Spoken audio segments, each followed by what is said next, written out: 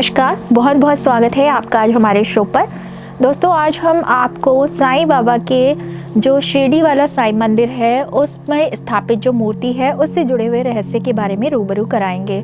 आप में से कई लोग हैं जो शिरडी गए होंगे दर्शन के लिए, जिन्होंने साईं बाबा के दर्शन भी किए होंगे।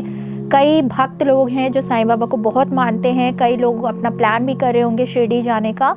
तो क्या आप जानते हैं वहाँ पर जो स्थापित मूर्ति है उस मूर्ति से जुड़ा हुआ रहस्य है और वो क्या है? तो आइए हम बताते हैं वो क्या रहस्य है।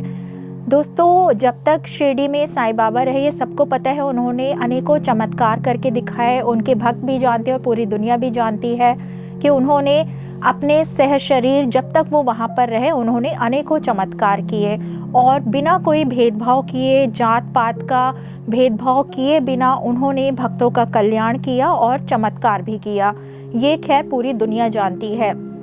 और एक गौर करने वाली बात ये भी है कि भारत के विभिन्न जगह पर जहाँ पर भी साईं बाबा का मंदिर है, वहाँ पर जो साईं बाबा की मूर्ति है वो एक ही छवि वाली है, सिंहासन पर बैठे हुए। ये कैसे है इसके बारे में भी हम बात करते हैं।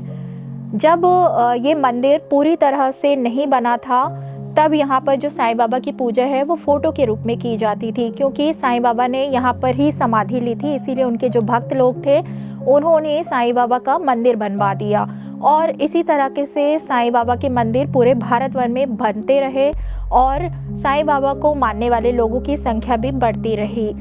यहाँ के जो स्थानीय लोग हैं उनका मानना है, वो लोग बताते हैं कि एक बार मुंबई का जो बंदरगाह है वहाँ पर इटली से संगमरमर का सफ़ेद कलर का पत्थर आया था जो कि साईं ट्रस्ट वालों ने ले लिया था। अब साईं ट्रस्ट वालों ने इसलिए लिया क्योंकि वो चाहते थे कि अब फ़ोटो को चेंज कर साईं बाबा की प्रतिमा यानी कि मूर्ति बनवाई जाए। तो उन्होंने एक शिल्पकार को ढूंढा और शिल्पकार से कहा कि आप साईं बाबा की प्रतिमा बनाओ। शिल्पकार ने पूछा कि कैसी प्रतिमा बनाएं, तो जो मंदिर ट्रस्ट वाले लोग थे उन्होंने कहा कि आप साईं बाबा का ध्यान करो, जो भी छवि आपको ध्यान में आए वो आप मूर्ति में बना दो। तो बहुत मेहनत करने के बाद, जद्दोजहद करने के बाद जो शिल्पकार था उसको समझ नहीं आया, तो उन्होंने साईं बाबा का ध्यान किया और कहा जाता है कि साईं बाबा ने उस शिल्पकार को दर्शन दिए और तब जाकर ये सिंहासन पर बैठी हुई मूर्ति बनी। तो इस बात के सिवा कि ये पत्थर जो है सिर्फ इटली से आया था, इसके अलावा और कोई बात नहीं पता कि ये पत्थर किसने भेजा, क्यों भेजा।